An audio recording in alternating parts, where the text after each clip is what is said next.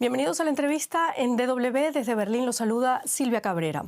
Ecuador vive una de las mayores crisis de seguridad de su historia reciente, el violento asalto a un canal de televisión tras la fuga de importantes líderes criminales de las cárceles representan un desafío para Daniel Noboa, el presidente más joven en la historia de Ecuador. El gobierno ha declarado estado de excepción ante la existencia de un conflicto interno armado y acordó con Estados Unidos incrementar la cooperación en seguridad. Pero, ¿podrá esto parar el crimen organizado y el narcotráfico en ese país? Lo hablamos con Freddy Rivera Vélez, profesor de la Facultad Latinoamericana de Ciencias Sociales y director de la revista latinoamericana de estudios de seguridad, Urbio. Gracias, señor Vélez, por aceptar nuestra invitación. Bienvenido. Muchas gracias también por la invitación, Silvia. Bueno, Ecuador ha sufrido en los últimos años un brutal e inesperado aumento de la violencia de la mano del crimen organizado. El país pasó de 6 muertos violentos por cada 100.000 habitantes en 2017 a 45 en 2023. ¿Cómo se explica esto? ¿Cómo llegó Ecuador a convertirse en el país más violento de América Latina?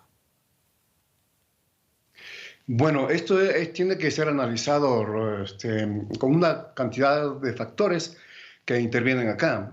Yo diría que aproximadamente hace unos 20 años es una secuela de unas inercias que estamos viviendo ahora, que yo lo podría dividir básicamente en 3 momentos importantísimos. De país de tránsito, aproximadamente 2010, 2011, pasamos a ser una zona de interés estratégico, es decir, hay un ascenso estratégico del papel del Ecuador en las cadenas de las corporaciones y del crimen organizado internacional. Y un tercer momento que nos hemos convertido en una especie de hub o de nodo de gran bodegaje, en donde ya se hacen presentes 2 cosas gravísimas, que son, por un lado, la insurgencia criminal, y por otro lado, conviviendo con ella, en estos últimos meses, diría yo,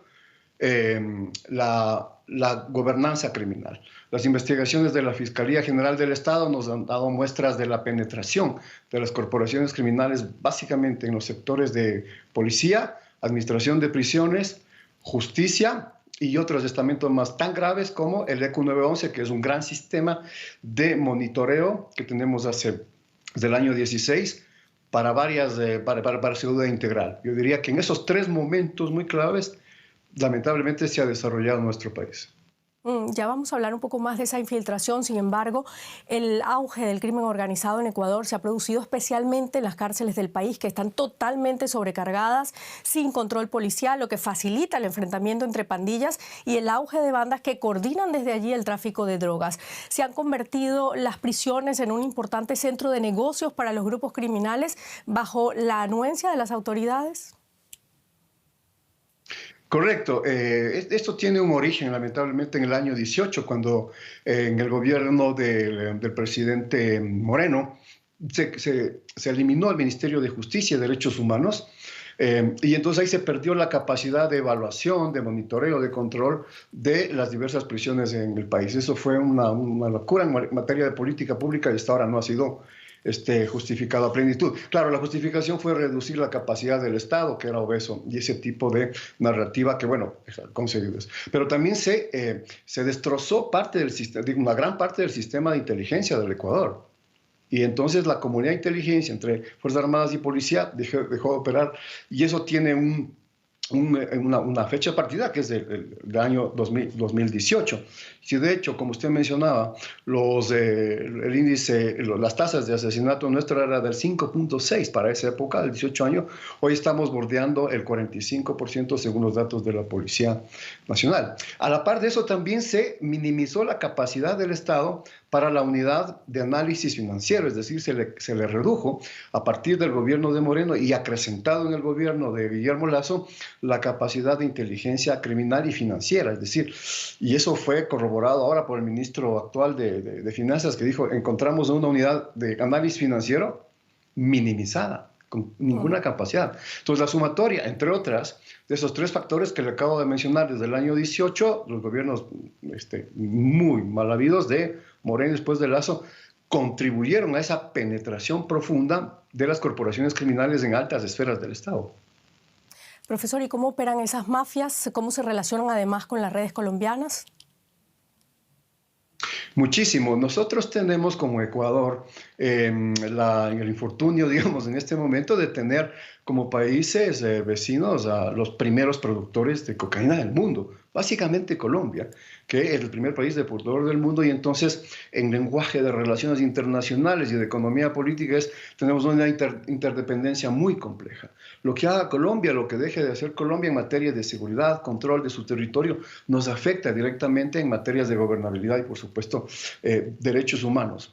Entonces, esta penetración que se acrecenta, como le mencionaba, desde el año 18, copó un montón de instancias de control, de inteligencia, de policía.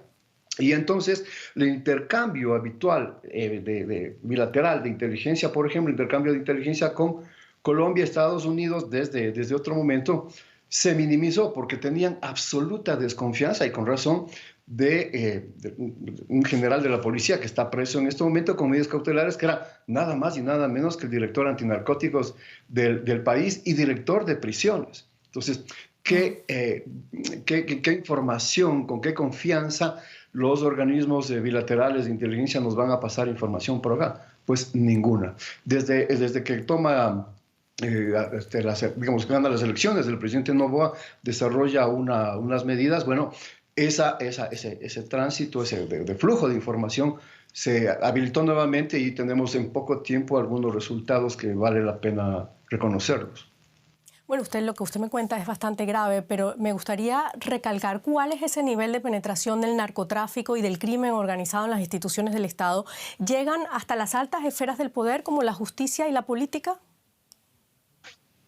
Así es, en este momento está detenido el general Ramírez, que, como le decía, fue jefe antinarcóticos del país. El señor, el presidente, expresidente del Consejo Nacional de la Judicatura.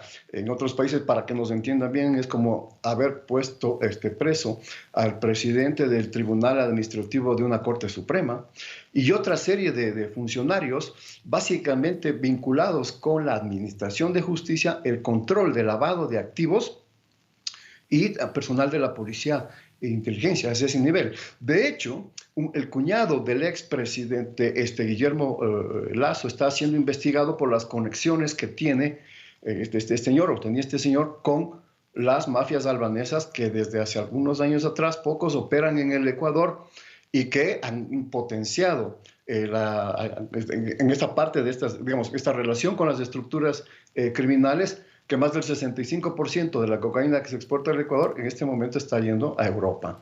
Y de hecho, hace poco tiempo en Rotterdam, se incautaron 3 toneladas de cocaína, y son montos muy grandes de esta economía criminal, Claudia. Pero claro, bueno, y para combatir ese aumento de la violencia allá en Ecuador, el presidente Daniel Noboa declaró estado de excepción con la penetración de las bandas en el Estado y el desmantelamiento de los servicios de inteligencia. ¿De qué va a servir esto? Bueno, en este momento está sirviendo. Constitucionalmente no teníamos otros recursos. La declaratoria de conflicto interno implica un reconocimiento también internacional de lo que le mencionaba hace un momento, de la existencia de insurgencia criminal que pone bombas en una ciudad en el norte, y a las 2 horas aparecen otras bombas en ciudades pacíficas, como la ciudad de Loja, que es frontera con el Perú. Esto nos dice mucho de la armonización, de la compenetración, de la vinculación en distintas facciones de estas corporaciones criminales, llamadas bandas también en el Ecuador, que alertan y obviamente hay que responder desde estados de excepción, que no es la primera vez. El Ecuador tiene desde el año 19 aproximadamente 24 estados de excepción. Lo que sí es la primera vez que tomamos es una medida de declarar objetivos militares a 22 organizaciones criminales como objetivos para las Fuerzas Armadas.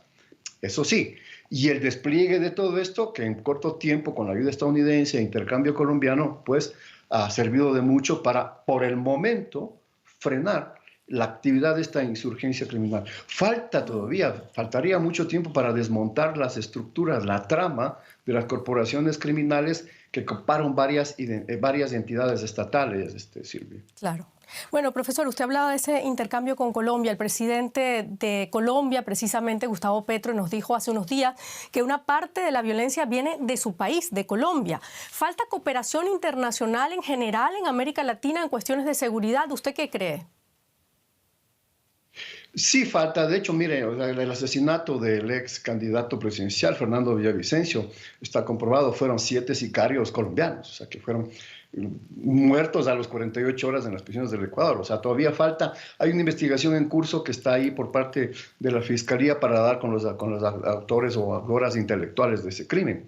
Yo quiero llamar la atención de que hay cooperación con Colombia en los Estados Unidos. Me llama la atención que hasta este momento la iniciativa, por ejemplo, de Europa en términos de cooperación, de inteligencia, capacitación, convenios bilaterales, transferencia de tecnología, dada la gravedad de las exportaciones del Ecuador, que se camuflan en exportaciones legales de banano, sobre todo de café, cacao y otros productos, no tenga esa respuesta rápida de convenios bilaterales, a veces, por supuesto, no reembolsables, para tratar de paliar este problema que obviamente es interdependiente y que nos afecta no solo a los territorios europeos y básicamente a nuestras zonas. Claro, usted habla de Europa, pero ¿en qué medida puede colaborar la Unión Europea? A ver, muchísimo. En transferencia de tecnología, en capacitación e instrumentos de idoneidad, de pruebas de confianza. Tecnología de punta, acceso satelital, aparatos para, por ejemplo, controlar o ayudarnos a controlar el trasiego del incremento de las exportaciones que se hace a través de los puertos. Está bien los tratados de libre comercio que el Ecuador tiene desde el año 17 con Europa, y esto se va incrementando en la medida que se van reduciendo los aranceles, pero eso trae consigo la actividad criminal que se camufla en esa actividad. Ahí necesitamos el concurso, la colaboración de Europa mediante esta serie de acciones. Tecnología, capacitación, transferencia de recursos, básicamente en entrenamiento y capacitación en inteligencia criminal e inteligencia estratégica. Bueno, por otro lado, sabemos que Ecuador ha firmado acuerdos con Estados Unidos en materia de seguridad. ¿Qué alcances tendrán estos acuerdos? ¿Cuánto poder le da al Pentágono la declaración de conflicto armado interno en Ecuador? Bueno, tanto como poder yo diría que es una exageración. Tenemos convenios bilaterales bastante operativos que engloban, yo diría, más del 80-85%, pero son para operaciones navales conjuntas para proceder a acciones de interdicción marítima. Hay que considerar que el Ecuador tiene las Islas Galápagos y el territorio continental. Entre esas dos zona hay una franja grande en el Océano Pacífico, en el Pacífico Medio Sur, que es necesario intervenir, que son aguas internacionales. Pero para ser consecuentes, ¿no es cierto? La comunidad de inteligencia estadounidense, colombiana, peruana, es vital para eso. Hace pocos días se reunieron los gobiernos de la Comunidad Andina de Naciones en Lima y acordaron hacer un grupo rápido de apoyo e intercambio de información para estos propósitos. Claro, profesor, me queda muy poquito tiempo. Algunos analistas ya advierten que el presidente Daniel Noboa puede convertirse en una suerte de Bukele sudamericano. ¿Usted qué opina? No, eso creo que tiene por el momento ningún fundamento. El Ecuador no se parece para nada con el Ecuador. El Salvador tiene una problemática muy distinta. La proliferación ahí sí de bandas criminales no son internacionalizadas. El Salvador no tiene puertos estratégicos importantes, ni tiene la capacidad económica. Hay una serie de... Cuando se trata de comparar esto, hay que hablar con serios indicadores y serias variables para esa comparación. Políticamente podría darse, pero yo creo que en este momento es muy especulativo. Yo creo que hay que atendernos a los resultados de las acciones primeras y después podemos especular políticamente. Bueno, con esto terminamos. Muchísimas gracias, Freddy Rivera Vélez, profesor de Flaxo, sede Ecuador, y director de la revista latinoamericana de estudios de seguridad Urbio. Gracias por estar con nosotros. Muchas gracias.